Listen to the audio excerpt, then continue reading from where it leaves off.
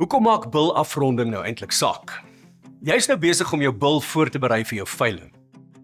My naam is Anrieg en ons gaan in hierdie reeks gesels oor 'n paar belangrike aspekte wat jy in ag moet neem. Eerstens, moet jou bil goed kan aanpas in sy nuwe omgewing. En tweedens moet hy voldoende kwaliteit semen en nageslag kan produseer onder ekstensiewe toestande. Hoekom is voorbereiding belangrik? As 'n bil te vet, te maar of onfiks is, affekteer dit sy beweeglikheid en sukkel hy om veiding behoorlik te benut. So 'n bil verloor dan gewig en is dus nie funksioneel doeltreffend nie.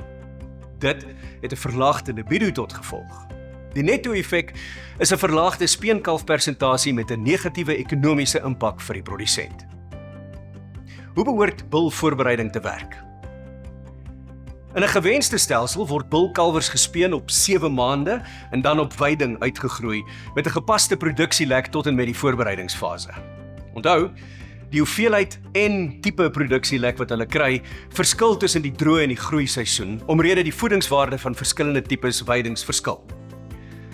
Die kwaliteit van die ruwvoerinname is bepalend in die bil se prestasie en winterveld kan problematies wees. Die voedingsbehoefte van die bulle verander ook na mate hulle uitgroei. Ideaal gesproke moet so 'n bil ongeveer 750 gram per dag groei oor 365 dae.